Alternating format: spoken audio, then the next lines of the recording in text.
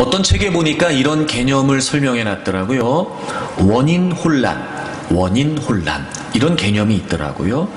이게 뭔가 봤더니 어떤 사건의 원인을 오인하면서, 즉 잘못 판단하면서 생겨나는 혼란이라는 거예요.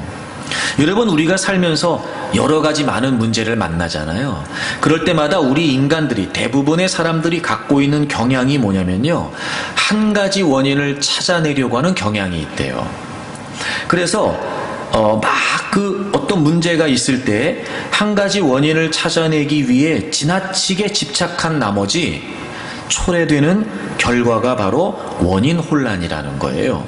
이게 왜 그러냐면, 우리가 살면서 겪어봐서 알지만 대부분 벌어지고 있는 모든 일들이요, 한 가지 원인으로 나타나는 현상은 드물다는 거예요.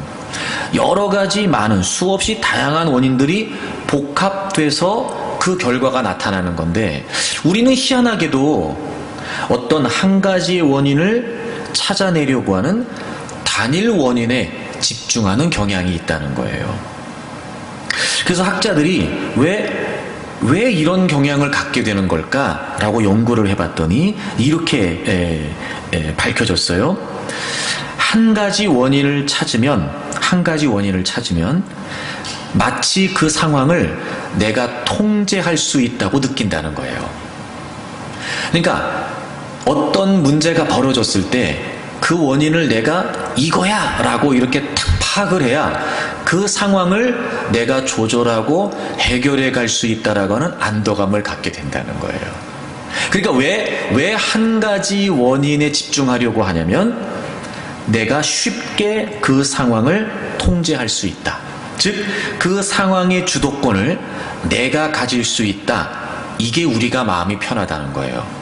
그래서 사실은 이론적으로 어떤 일이 벌어질 때는 복잡한 원인이 얽혀 있다는 걸 모르지 않지만, 우리는 과도하게 막 집착하면서 한 가지 원인을 찾아내려고 한다는 거죠. 그래서 원인 혼란이라고 하는 현상을 겪게 된다는 거예요. 제가 이 이야기를 보면서 그런 마음이 들었어요. 혹시나 우리가 하나님을 믿으면서 하나님도 우리가 이렇게 생각하려고 하는 건 아닐지. 하나님은 우리가 다 헤아릴 수도 없고 우리가 다 파악할 수도 없어요.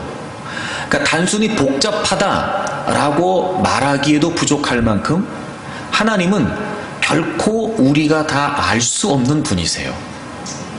그래서 우리는 계속해서 하나님을 알기를 원하는 마음을 가지고 있어야 됨에도 불구하고, 여전히 내가 내 인생의 주인 돼서 내가 내 삶을 통제하려고 하는 것처럼, 내가 믿는 하나님도 하나님은 이런 분이야 딱 이렇게 우리가 규정해 놓고 마치 하나님을 내가 통제할 수 있는 것처럼, 하나님도 내가 내 마음대로 해야 편한 거예요. 하나님도 내 생각에 딱 들어와야 내가 안심되는 거예요. 막 이렇게, 우리가 하나님에 관해서도 이렇게 생각할 수 있겠다. 원인 혼란이 있는 것처럼 하나님 혼란도 있을 수 있겠다, 이런 마음이 들었어요. 여러분 어떠십니까? 혹시 여러분, 우리가 어떤 문제가 생겼을 때 과도하리만큼 한 가지 원인을 찾아내기 위해 집착하면서 혼란에 빠지는 것처럼, 혹시 마치 내 인생을 내가 주도해야 되겠다라고 하는 생각을 가지고 하나님조차 우리가 아주 명쾌하게 알아야 된다는 생각 때문에, 그런 그릇된 사고 때문에 우리가 하나님에 관해서도 틀을 만들어 놓고 혹시 하나님 혼란에 빠지는 건 아닐지. 여러분, 하나님은 그런 분이 아니세요. 오히려 우리가 다 파악할 수 없는 하나님 앞에서, 그러므로 우리가 얼마나 미력한 존재인지를 깨달을 수 있어야 되고, 그 무한하신 하나님 앞에서 보잘것없고 한없이 나약한 우리 존재를 우리가 인식해야 돼요. 그리고 오히려 내가 내 인생을 주도하려고 하지 말고 내 모든 삶을 그 하나님께 맡기게 될 때, 우리의 삶은 혼란스러운 것이 아니라 비로소 우리의 삶은 편안해질 거예요. 여러분, 하나님 혼란에 빠지지 않기를 바랍니다. 여러분 하나님 혼란에서부터 벗어날 수 있기를 바랍니다. 오늘 특별히 말씀을 듣는 가운데 여러분 모두 하나님에 대한 생각이 좀 달라질 수 있기를 바라고, 새롭게 오늘 하나님을 경험하면서 이 예배를 통해 그 하나님을 만날 수 있기를 주의 이름으로 축복합니다. 사람들은 누구나 잘되고 그리고 풍성한 삶을 살고 싶어 합니다. 그런데 우리가 인생을 살면서 계속해서 확인하게 되는 게 뭐냐면, 원하는 것을 추구한다고 해서 원하는 걸 얻을 수 있는 건 아니라는 거예요. 그렇습니다, 여러분. 원하는 걸 추구한다고 해서 원하는 걸 얻을 수 있지는 않아요. 그래서 우리는 우리의 삶의 방식을 좀 바꿀 필요가 있고, 우리의 삶에 대한 태도를 좀 변화시킬 필요가 있습니다. 원하는 걸 추구한다고 해서 원하는 걸 얻을 수 있는 게 아니고요, 바른 걸 추구해야 원하는 걸 얻을 수 있어요. 오늘 본문에 사도 요한이 사랑하는 동역자였던 가이오에게 편지를 쓰면서, 사랑하는 자여, 즉 가이오를 향해 이렇게 간구해요. 내 영혼이 잘됨 같이 내가 범사에 잘되고 강건하기를 내가 간구한다. 범사에 잘되고 강건하기를. 여러분, 모든 사람들이 원하는 일이에요. 매사가 잘되고 그리고 강건하기를. 풍성하고 넉넉하고 건강하고 명예롭게 살기를 원하는 바로 그 모습. 범사에 잘되고 강건하기를 내가 간구한다, 이렇게 이야기를 해요. 그런데 그 앞에 아주 중요한 한 가지 전제를 기록하고 있어요. 내 영혼이 잘됨 같이. 여러분, 영혼이 잘됨 같이 범사가 잘되고 강건하기를 간구한다 라고 말하는 걸 보면, 범사가 잘되고 강건한 것은 영혼이 잘되는 것과 밀접한 연관이 있는 거예요. 여기에서 영혼이라고 하는 말은 생명이라고 하는 의미예요. 여러분도 짐작하시겠지만 이 생명이라는 건 단순히 육적인 생명을 의미하는 것이 아니고, 우리 그리스도인들의 영적인 차원에서의 생명을 의미합니다. 즉 예수 그리스도를 믿음으로 말미암아 얻게 된 생명. 다시 말해, 우리는 우리의 죄 때문에 하나님과의 관계가 깨어져 있었지요. 하나님의 생명에서 떠나 있었습니다. 그런데 예수 그리스도께서 우리의 모든 죄를 대속해 주셨고, 우리는 그 예수 그리스도를 믿음으로 말미암아 이제 깨어진 하나님의 관계가 회복됐어요. 즉 하나님으로부터 새로운 생명을 얻게 되었지요. 그걸 우리가 영생을 얻었다, 이렇게 표현하는 거거든요. 여러분, 영생이라고 하는 건 그저 우리가 죽지 않고 영원히 산다, 이 의미가 아니에요. 이 영생, 하나님으로부터 주어진 그리스도 안에서의 이 생명이라고 하는 건 바로 하나님과의 관계를 의미합니다. 여러분, 영혼이 잘 된다는 건 바로 하나님과의 관계가 바르게 이어져 간다는 거예요.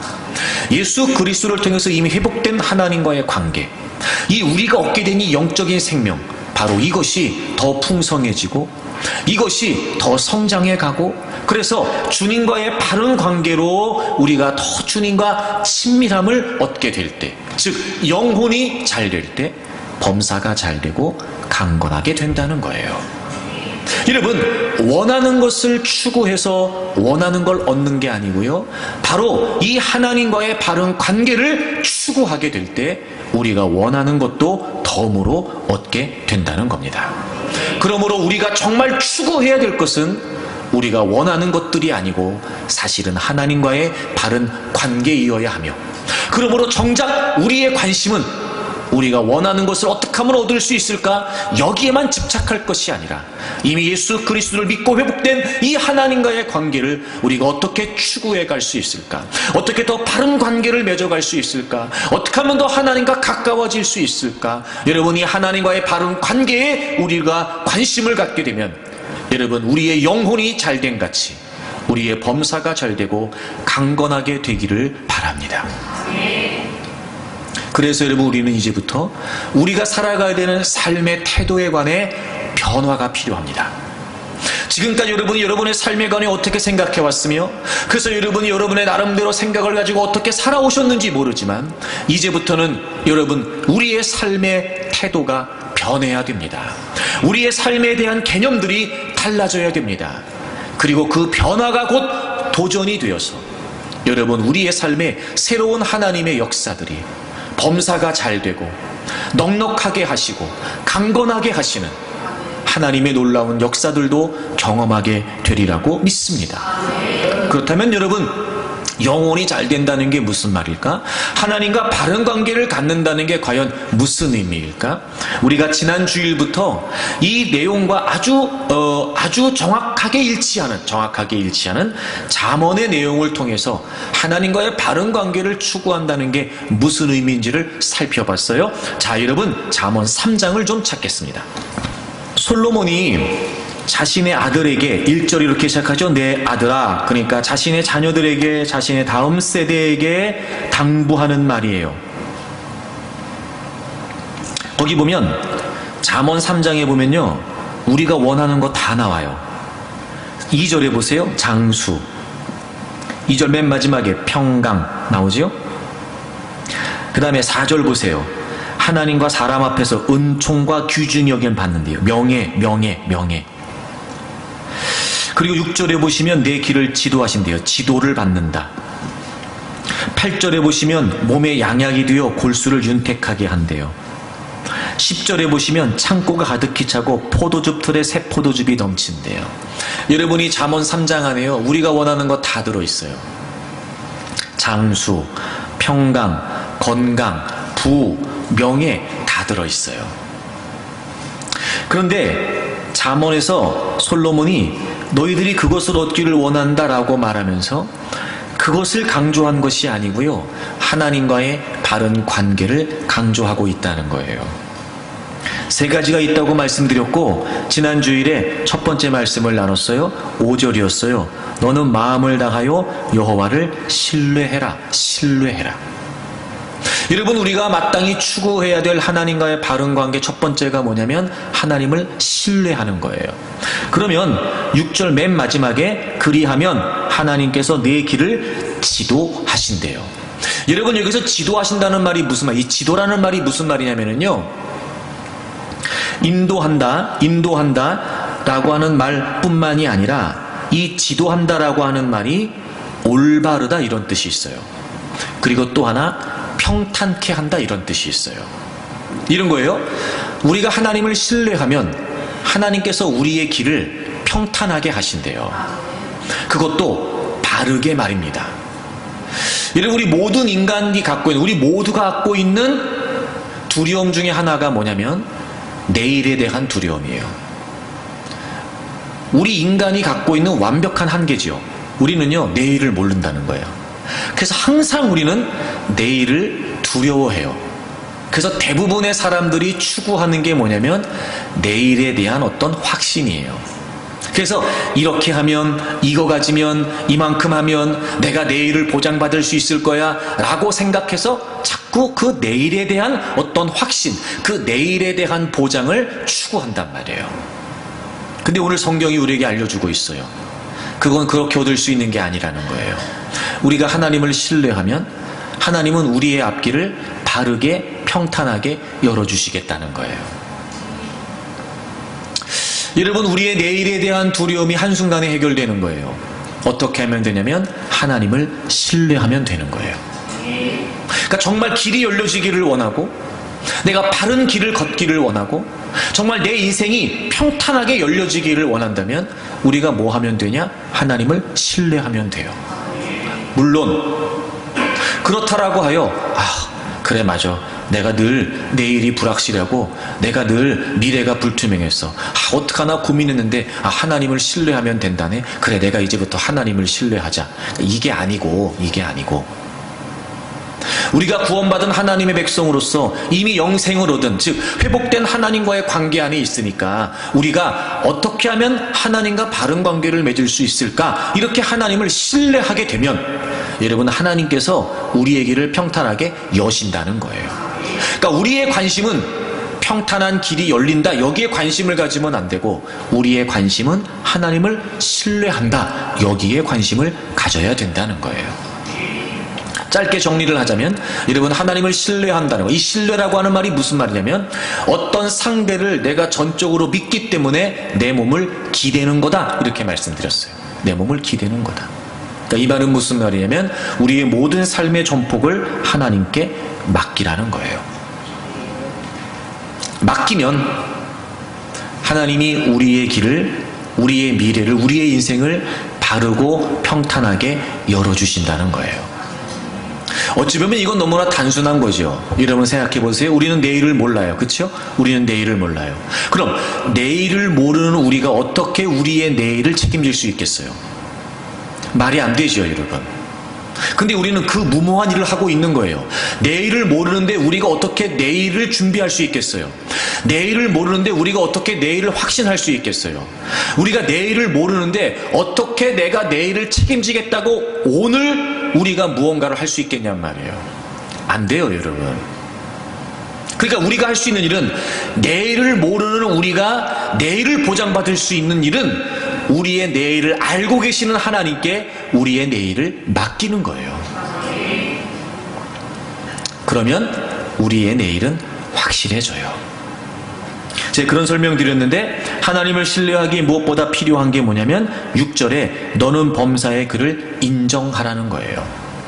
이 인정한다는 말이 무슨 말이었냐면 알다라고 하는 말이었어요. 알다. 이건 지식으로 안다는 게 아니라 하나님을 경험으로 안다는 거예요. 제가 그런 말씀 드렸죠, 여러분. 확실해야 확신할 수 있어요. 그러니까 우리가 하나님을 확신하여 맡기지 못하는 이유가 뭐냐면 하나님이 확실하지 않은 거예요. 하나님을 확실하게 알려면 하나님을 알아가야 돼요. 경험해야 돼요. 그러니까 객관적으로 성경에 기록된 하나님, 그 누군가의 하나님, 너의 하나님이 아니라 나의 하나님으로, 누가 뭐라고 해도 어떤 상황 앞에서도 내가 경험한 이 하나님은 나의 하나님이다라고 이 하나님이 확실해야 우린 확신 가운데 우리의 삶을 맡길 수 있어요. 그러므로 여러분, 정말 하나님을 신뢰하기를 원한다면 여러분은 하나님을 알기 위해 힘쓰셔야 돼요. 하나님이 의심되는 상황이 있을 수 있죠. 또 하나님이 인식조차 될 수 없는 상황도 있을 수 있어요. 그런 중에도 정말 우리는 하나님을 확실하게 여겨서 그 하나님을 확신하여 우리의 모든 삶을 맡겨야 된단 말이에요. 그러니 여러분, 이제까지 여러분이 경험한 하나님이 전부라고 생각하지 말고 이제부터 또 하나님을 알기 위해 힘써 하나님을 경험하고 하나님을 여러분의 삶의 현장에서 만날 수 있기를 바랍니다. 그리고 확실히 경험한 그 하나님을 확신하세요. 어떤 상황에서도 흔들림 없이, 어떤 형편에서도 흐트러짐 없이 확실한 하나님을 확신하면 신뢰하기 때문에 맡길 수 있어요. 그러면 하나님께서 우리의 앞길을 평탄하게 그리고 바르게 열어주십니다. 이 하나님과의 바른 관계를 통해 여러분의 범사가 잘 되기를 바랍니다. 여러분의 인생이 열려지기를 바라고, 무엇보다 하나님께서 이끌어주시는 여러분의 인생이 선하고 아름답게 펼쳐지기를 주 이름으로 축복합니다. 오늘 두 번째 말씀을 나누려고 그래요. 두 번째, 우리가 하나님과 어떤 바른 관계를 추구해 가야 될까? 자, 여러분 7절 마지막 부분을 보실까요? 7절 마지막 부분. 여호와를 경외하며 악을 떠날지어다. 두 번째, 영혼이 잘 된다는 게 무슨 말이냐? 하나님을 경외하는 거예요. 경외하는 거예요. 자, 그럼 어떤 결과가 주어지냐? 8절. 이것이, 즉 하나님을 경외하면 이것이 내 몸에 양약이 되어, 내 몸에 양약이 되어. 이게 무슨 말이냐? 몸을 치료하신다는 거예요. 몸을 치료한다는 거예요. 몸에 양약이 된다는 거, 몸이 치료된다는 거예요. 그 다음에 내 골수를 윤택하게 한다. 여러분, 여기에서 이 골수라고 하는 말이 무슨 말이냐면 뼈를 의미하는 단어예요. 그리고 윤택하다는 말이 무슨 말이냐면 촉촉하다 이런 뜻이에요. 촉촉하다 이런 뜻이에요. 왜 우리가 정말 이렇게 왜 좀 힘들고 또 막 고통스러우면은요, 막 막 뼈가 마른다 이런 표현 써요. 뼈가 마른다, 막 뼛속까지 마른다, 막 이런 표현 쓰거든요. 그렇게 뼈가 아주 말라있는 상태와 대비되는 뼈가 촉촉한 상태, 이게 바로 골수가 윤택하다는 거예요. 골수가 윤택하다는 거예요. 그러니까 이건 회복 또는 소생 이런 의미를 가져요. 여러분, 하나님을 경외하면 내 몸에 양약이 되고 내 골수가 윤택하게 된대요. 그러니까 하나님을 경외하면은요, 우리의 몸이 치료가 되고 우리의 몸이 회복이 된다는 거예요. 그래서 이건 육적인 건강뿐만이 아니라 전인적인 강건함, 우리의 영육이 강건하게 되는 것을 의미해요. 어찌 보면 여러분, 이 시국에 필요한 말씀이 아닐까 싶어요. 우리가 다 건강하기를 원하잖아요. 다 건강하기를 원해요. 또 여러분, 요즘은요, 워낙 건강에 대한 관심이 많은 시대가 됐어요. 그래가지고 뭐 다양한 많은 운동 프로그램도 있고, 다양한 많은 비타민과 영양제들도 있고, 하여튼 몸에 좋다는 별의별 거 다 있더라고요, 보니까요. 그래서 제가 따져보니까 그 좋다는 거 다 먹으면은요, 약만 먹어도 배부를 것 같아요.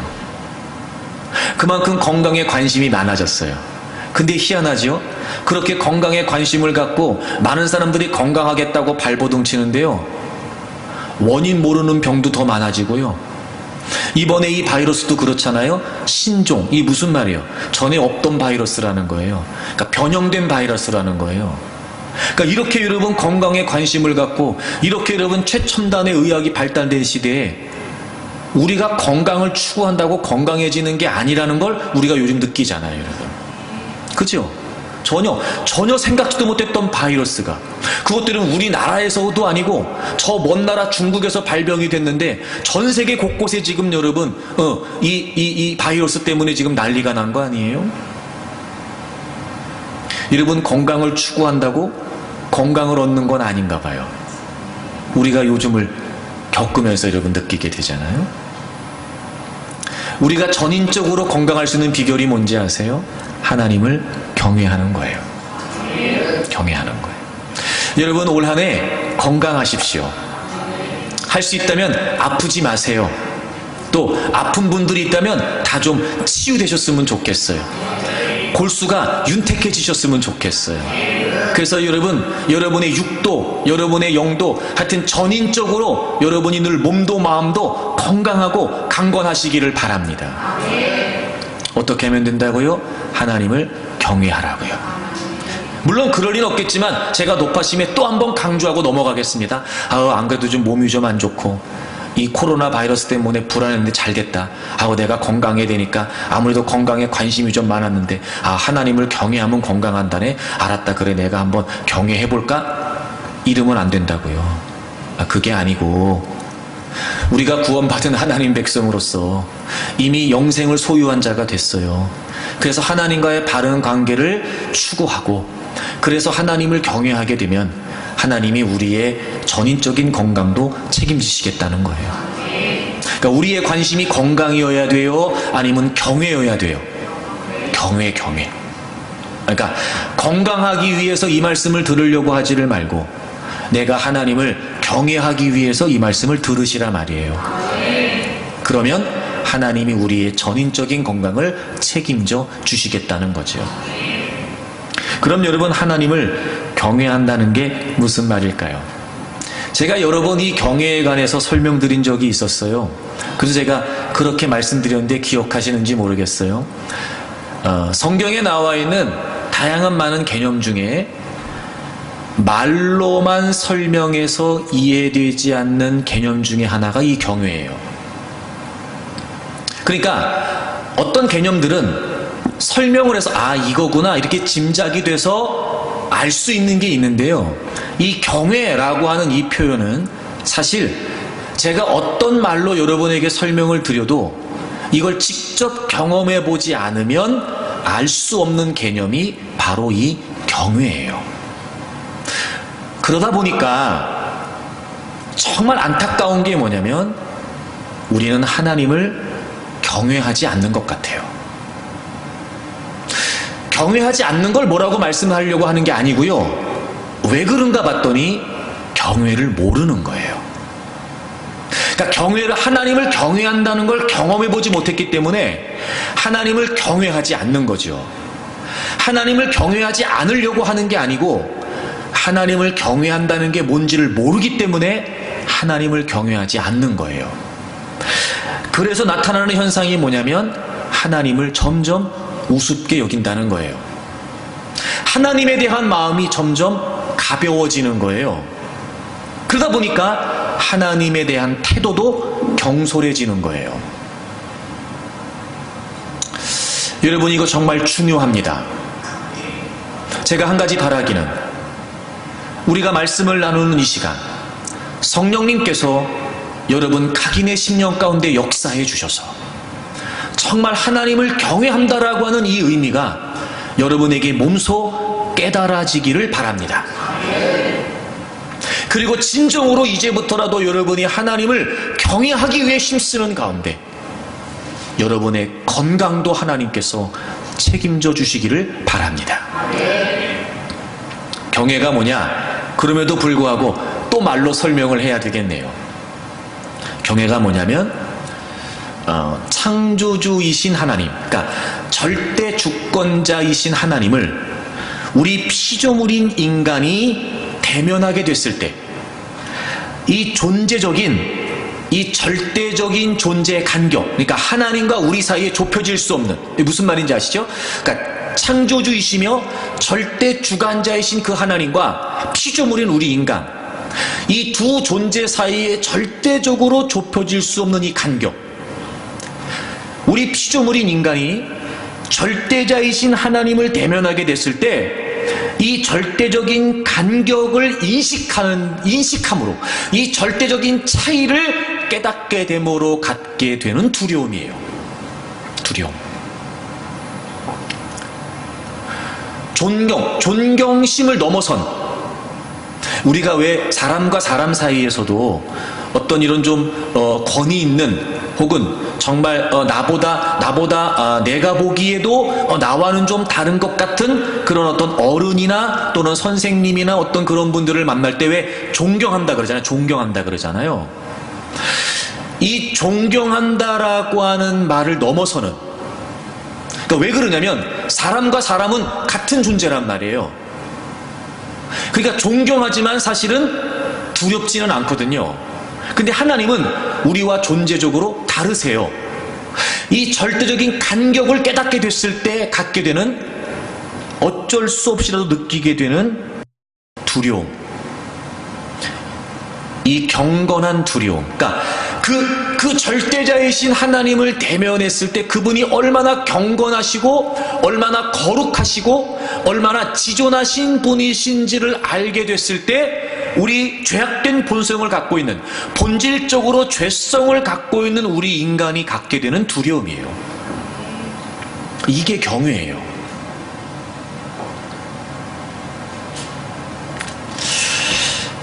어찌 보면 이 하나님을 정말 인식하게 된다면 우리 인간은 하나님을 경외하는 건 자연스러운 반응이 되어야 될지도 몰라요.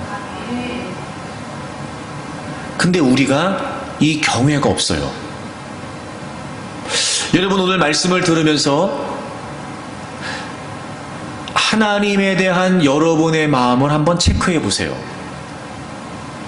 내가 하나님을 경외하는가 한번 살펴보세요. 과연 내가 하나님을 두려워하는가? 공포를 말하는 게 아니고요, 존경심을 넘어선 경건한 두려움을 말해요. 제가 이 경외를 설명할 때마다 여러분에게 예로 들었던 대목이 있는데요, 혹시 기억하시나요? 출애굽기 19장에 하나님께서 이스라엘 백성들을 애굽에서 건져내시고 그리고 시내 산으로 이끄세요. 그리고 하나님께서 그들에게 하나님의 계명을 주시기 전에 뭘 먼저 하시냐면요, 하나님 자신을 그들의 진영 가운데 보여주세요. 먼저 하나님이 모세를 부르세요. 내가 앞으로 이틀 있다가 너희 진영 가운데 임할 거야. 너네들 이틀 동안 아주 거룩하고 성결하게 준비해야 된다. 그래서 이스라엘 백성들이 옷을 빠는 것과 더불어 몸을 정결케 하는 것과 더불어 남자들은 여인을 가까이 하지 않고 온통 이틀이 지나고 나면 하나님이 자신들의 진영 가운데 오신다라고 하는 그 생각을 가지고 이틀 동안을 최선을 다해서 성결하게 준비했어요. 그리고 3일째가 되는 날 하나님이 약속하신 대로 그들의 진영 가운데 임하셨어요. 구름과 우레와 번개와 큰 나팔 소리와 함께 하나님이 그들 진영 가운데 임재하셨어요. 그러니까 하나님이 눈으로 보이는 건 아니에요. 하나님의 임재를 상징하는 지금 제가 설명드렸던 현상들이 나타난 거예요. 그때 이스라엘 백성들의 반응이 뭐였냐면요, 모두가 다 떨었다는 거예요. 떨었다는 거예요. 그러니까 막 죄짓고 아무 생각 없이 그냥 막 산 게 아니고요, 하나님이 미리 말씀하셨잖아요. 그래서 이틀 동안을 아주 주님이 하나님이 오신다 이 생각을 가지고 이틀 동안을 철저하게 준비하면서 기다렸어요. 그리고 그렇게 성결한 모습으로, 최대한 성결한 모습으로 그들의 진영 가운데 임재하신 하나님을 경험하게 돼요. 그럼에도 불구하고 그들이 두려워서 다 떨었대요. 이런 거 아닐까요? 손 하나 까딱하지 못할 만큼 바닥에 납작 엎드려서 숨이 멎을 지경에 그 순간을 지금 바들바들 떨면서 하나님 앞에 있는 거예요. 우리 인간하고는 존재적으로 다른 분이시니까 그분을 경험했다는 그 자체 속에 너무 두려웠던 거예요. 이게 얼마나 강렬한 기억이었는지 모세가 출애굽의 2세대들 앞에 신명기에서 당시의 상황을 회상하면서 다시 또 설명을 해요. 여러분, 신명기 5장을 찾아보세요. 그때 당시를 회상하면서 출애굽의 2세대들에게 그때 당시에 관해 출애굽의 1세대들이 어땠는지에 관해 설명을 해요. 신명기 5장 24절을 보세요. 말하되 우리 하나님 여호와께서, 그러니까 하나님의 임재를 경험했던 이스라엘 백성들이 한결같이 얘기하는 거예요. 우리 하나님 여호와께서 그의 영광과 위엄을 우리에게 보이심에 불 가운데서 나오는 음성을 우리가 들었다. 그러니까 가시적으로 그 하나님의 임재에 관한 현상을 다 봤어요. 그리고 하나님이 그들 진영 가운데 임재하셔서 직접 그들에게 하나님의 음성을 들려주셨어요. 그래서 그들이 다 들었어요. 25절 보세요.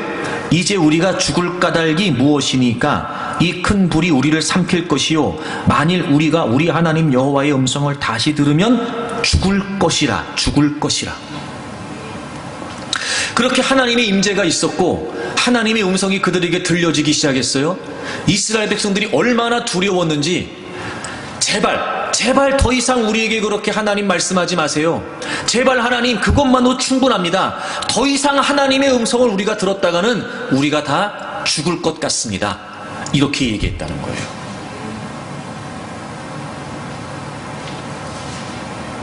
여러분, 하나님을 경외한다는 게 뭐냐면요, 하나님을 알기 때문에, 하나님을 만났기 때문에, 하나님을 경험했기 때문에, 하나님이 어떤 분이신지를 깨달았기 때문에, 하나님이 어떤 분이신지가 인식됐기 때문에 그분 앞에 두려운 마음으로 떨지 않을 수 없는 거예요.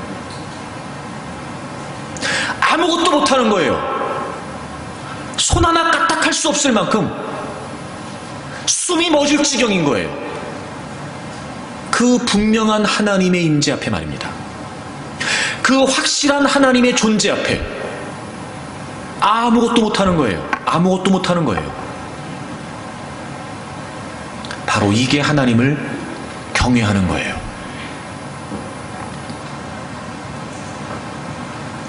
여러분, 한번 기억해 보십시오. 여러분이 하나님을 믿고 지금까지 신앙생활하는 가운데 그 분명한 하나님의 실존 때문에 내가 숨이 멎을 정도로 하나님을 존경하는 마음을 넘어서서 거룩하게, 경건하게 두려워했던 적이 있는가? 때로는 내가 내 맘대로 살아갔던 삶의 현장에서 어느 순간 내가 하나님의 인식됨으로 말미암아 더 이상 그렇게 살 수 없을 만큼, 어쩔 수 없이라도 멈추지 않을 수 없을 만큼 그 분명한 하나님의 인식 앞에 내가 두려워 떨었던 적이 있었는가?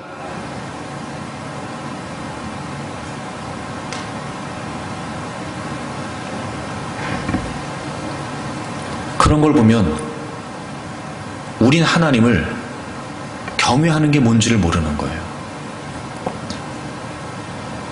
내 필요에 따라, 때로는 내 형편에 따라 하나님을 거론하긴 하지만 그 하나님의 이름을 거론하는 우리의 속내는 정말 하나님을 하나님으로 모르는 거예요. 만약에 진정으로 우리가 하나님을 안다면 그렇게 함부로 하지 못할 거예요. 이 성경에 나와 있는 하나님을 정말 우리가 하나님으로 믿는다면 우린 그렇게 못할 거예요. 근데 우리는 하나님을 경외하지 않습니다. 그게 문제인 거예요. 뭐가 문제인지 모르겠는데, 어디서부터 뭐가 잘못되는지 모르겠지만 희한하게 신앙생활을 시작할 때보다 신앙생활의 연수가 거듭되면서 더 많은 시간 예배를 드리고 더 많은 말씀을 들어 하나님을 안다고 말하면 오히려 더 그분이 어떤 분이신지 분명해지기 때문에 더 하나님을 경외하는 마음 때문에 조심스러워야 되고, 더 하나님을 경외하는 마음 때문에 늘 그분 앞에 두렵고 떨리는 마음을 가져야 됨에도 불구하고, 이야 여러분, 신앙생활을 처음 시작했을 때보다 오히려 신앙생활을 더 하면서 하나님을 안다고 말하는 우리가 점점 더 하나님이 우스워지는 겁니다. 하나님은 아무것도 아닌 겁니다.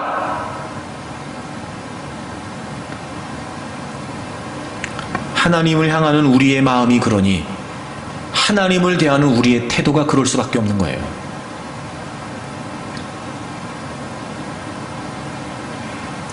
사랑하는 여러분, 하나님을 경외하는 걸 깨닫기를 바라요.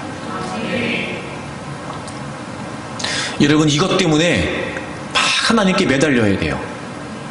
하나님, 제가 하나님을 잘 모르는 것 같습니다. 제가 왜 자꾸 하나님을 두려워하지 않는지 모르겠습니다.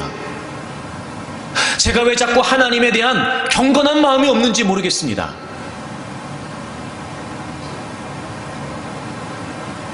이런 비유가 정말 말도 안 되는 비유지만, 내가 내 집에서 기르는 강아지만큼이나 하나님이, 강아지만큼보다도 하나님이 덜 소중한 거 아니에요?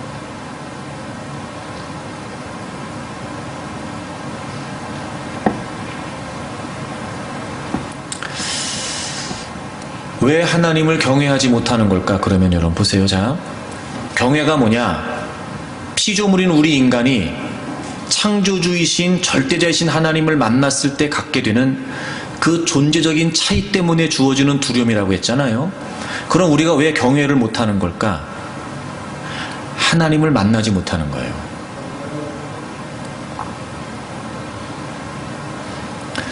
하나님을 정말 만났다면 마땅히 우리 피조물은 하나님을 경외해야 되거든요. 근데 하나님을 만나지를 못하는 거예요. 자, 고린도후서 4장을 찾겠습니다. 하나님을 경외하지 못하는 이 시대의 문제점이 뭐냐면, 고린도후서 4장 6절을 보세요. 어두운 데 빛이 빛이라 말씀하셨던 그 하나님께서 예수 그리스도의 얼굴에 있는 하나님의 영광을 아는 빛을 우리 마음에 비추셨느니라. 어두운 데 빛이 빛이라 말씀하셨던 하나님, 즉 창조주 하나님, 빛을 만드셨던 하나님. 여러분, 하나님께서 빛을 창조하시기 전에 이 세상은 흑암 속에 있었어요. 흑암 속에 있었어요. 그러니까 빛이 한 번도 없었던 절대적인 흑암이었어요. 그런데 그 어둠이 어떻게 물러갔지요? 하나님께서 말씀으로 빛을 창조하셨어요. 그래서 빛이 생김으로 말미암아 그 첫 번째 창조의 빛이 모든 어둠을 다 몰아냈죠. 그것처럼 우리는 우리의 죄 때문에 하나님을 바라볼 수 없는, 하나님을 인식할 수 없는 존재였어요. 그 죄라고 하는 어둠 속에 휩싸여서 그 어둠 속에 사로잡혀서 우리는 하나님을 볼 수 없는 존재였단 말이에요. 그런데 창조주 되신 하나님께서, 빛으로 어둠을 몰아내셨던 그 하나님께서 하나님의 영광을 아는 빛을 예수 그리스도의 얼굴에 두셨단 말이에요. 그리고 그 예수 그리스도를 얼굴에 있는 하나님의 영광을 아는 빛을 우리 마음에 비추어 주셨어요. 예수 그리스도를 통해서 우리가 진정 하나님을 보게 되었고, 하나님을 알게 되었고, 하나님을 인식하게 되었어요. 그런데 4절을 보시면 그 중에 이 세상의 신이 믿지 아니하는 자들의 마음을 혼미하게 하여 그리스도의 영광의 복음의 광채가 비치지 못하게 함이니 그리스도는 하나님의 형상이니라. 문제가 뭔지 아세요? 그런데 진정으로 하나님을 만나고 진정으로 하나님을 경험하고 진정으로 하나님을 인식할 수 있는 것은 오직 예수 그리스도의 십자가의 복음인데, 어둠의 세력이 우리를 철저하게 그 어둠 속에 가둬놓기 위해서 예수 그리스도의 얼굴에 있는 하나님의 형상을 가리기 위해서 바로 이 십자가의 복음의 광채를 다 가려버린다는 거예요. 여러분 보세요. 예수님 없이 하나님 믿는 건 가짜예요.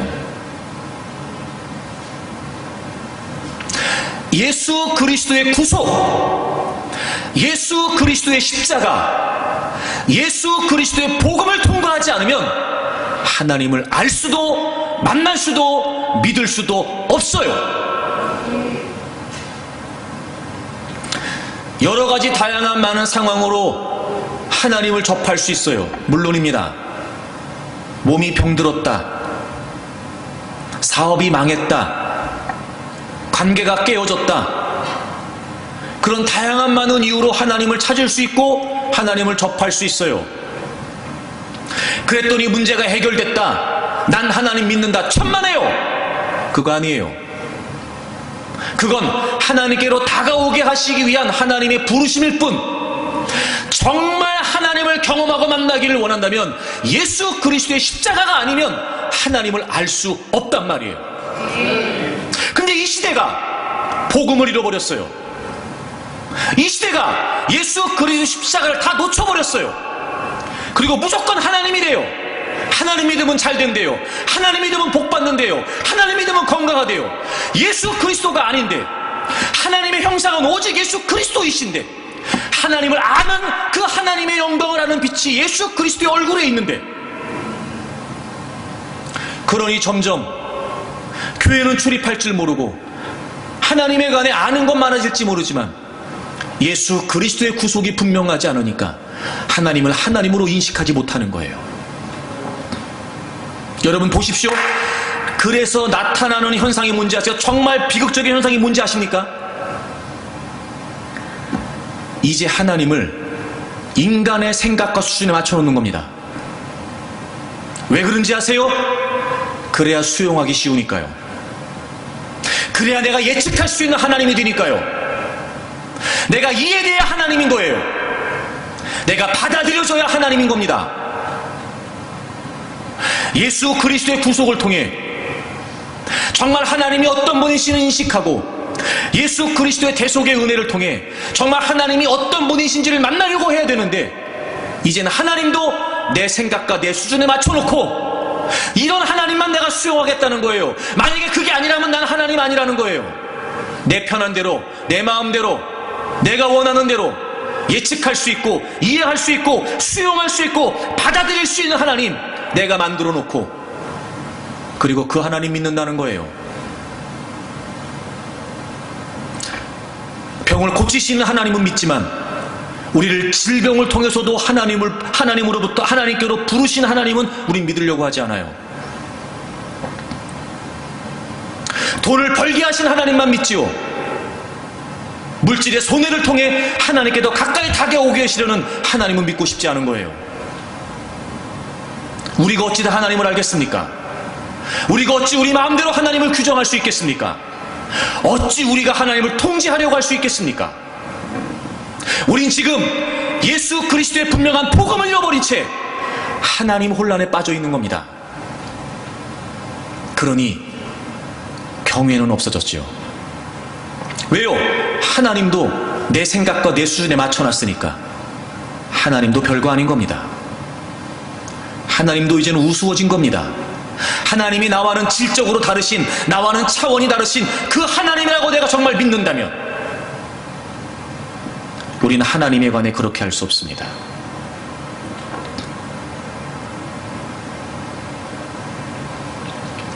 이 시대가 그걸 잃어버렸어요.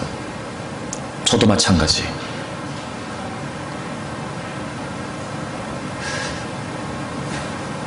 그래, 우리가 예수 그리스도를 믿음으로 말미암아 하나님이 우리 안에, 우리가 하나님 안에 있어요. 그러나 잊지 마세요. 그렇다 하여 하나님이 여러분이 함부로 할 수 있는 만만한 분이 아니라는 걸 말입니다. 제발 여러분 마음대로, 여러분 멋대로 경홀히 하나님을 여기지 말라고요. 그렇게 하나님이 우스운 분이 아니에요.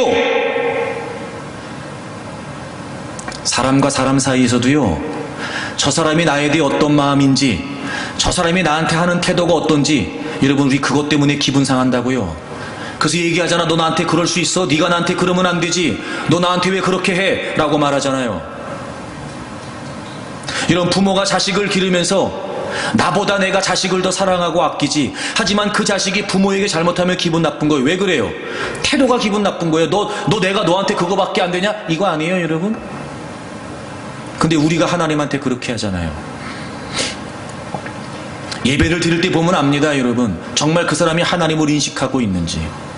말씀을 들을 때 보면 압니다, 여러분. 정말 그 사람이 하나님을 인식하고 있는지. 찬양할 때 보면 알지요. 정말 그 사람이 하나님을 인식하고 있는지. 여러분, 사람이 사람을 봐도 여러분 어떻게 저렇게 예배를 드리나, 사람이 사람을 봐도 어떻게 저거밖에 안 되나 싶은데 여러분, 되겠습니까? 그건 하나님을 몰라서 그러는 거예요. 그러니 이제부터라도 내가 정말 예수 그리스도의 복음을 통과하고 그 예수 그리스도의 십자가의 은혜 가운데 제가 하나님을 하나님으로 알기를 원합니다. 그 마음 가지셔야 돼요.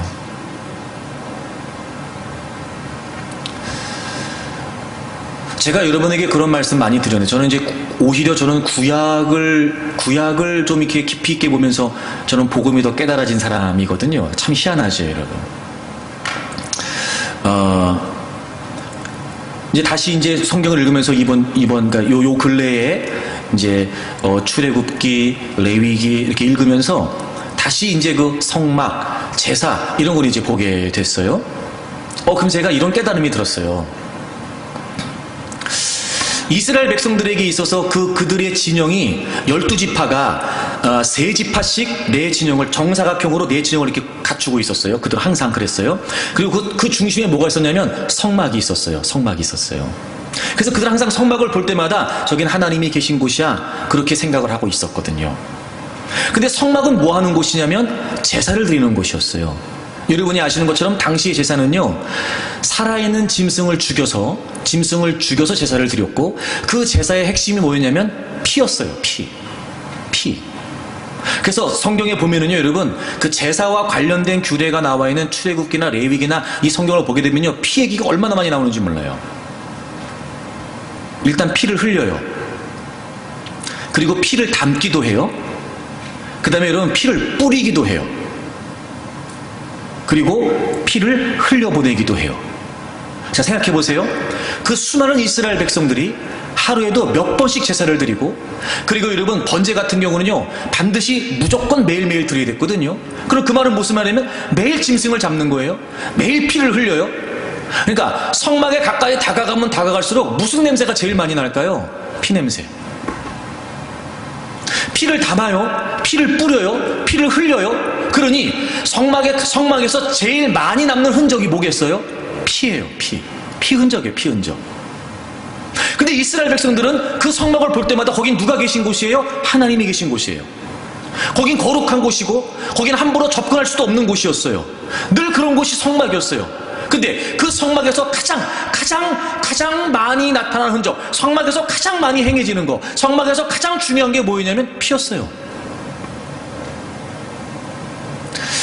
아마 모르긴 몰라도 이스라엘 백성들은요, 그렇게 피를 흘리면서 하나님을 경험하고 피를 흘리지 않으면 하나님을 만날 수 없다는 걸 알았기 때문에요, 아마 그러지 않았을까? 자기들끼리 음식 해 먹으려고 짐승을 잡을 때도 피 볼 때마다 무슨 생각났을까? 성막 생각났을 거예요. 하나님 생각났을 거예요. 그 성막에 가까이 가면 갈수록 저긴 하나님 계신 곳인데, 하나님 계신 곳인데, 그러면서 무슨 생각났을까? 피 생각났을 거예요. 피 생각. 여러분이 알고 있는 것처럼 그 제사의 규례에서 제물들이 흘리는 피는 바로 예수 그리스도의 대속의 보혈을 의미하거든요. 여러분, 진짜 하나님을 두려워하는 거, 진짜 하나님을 인식하는 거, 진짜 하나님을 아는 거, 예수 그리스도의 보혈이 중심에 있어야 돼요. 얼마나 그 성막에서 피냄새가 났을 것이며 피의 흔적들이 있었을 것이며 제사장들이 그랬을 것이고 성막에 있는 모든 기구들이 다 그랬을 거예요. 속죄해야 됐기 때문에 피를 다 뿌리고 다 피를 발라야 됐거든요. 그 번제다 했죠. 또 여러분 다양한 많은 제사에 쓰는 그 다양한 많은 기구들이 늘 그 피 흔적이었을 거예요. 피 흔적이었을 거예요. 그런 중에 이스라엘 백성들은 그 성막을 볼 때마다 하나님의 영광 때문에 두려워했단 말이에요. 그것처럼 여러분, 우리가 정말 하나님을 하나님으로 인식하여 하나님을 경외하기를 원한다면 여러분, 예수 그리스도의 보혈이 중심이 돼야 돼요. 우리가 지금 그걸 잃어버리고 있는 거예요. 그래서 우리는 하나님이 누구신지를 몰라요. 하나님을 경외하지 않아요. 여러분, 올 한 해 다른 건 몰라도 정말 하나님을 향한 간절한 마음으로 하나님을 경외하는 분들이 되기를 바랍니다. 이 하나님을 경외한다는 것이 어떤 의미인지를 정말 여러분이 깨닫고 깨우치고, 그래서 이 십자가의 보혈, 이 분명한 복음 중심을 통해서 저는 여러분이 하나님을 진정으로 경험하고 하나님을 경외하는 분들이 되시기를 바랍니다. 경외하면 어떻게 된다고요? 건강해진다고요. 치유가 있고 회복이 있고 전인적인 강건함을 하나님이 책임져 주신다고 그랬어요. 그러니 여러분, 올 한 해 하나님을 열심히 경외하십시오.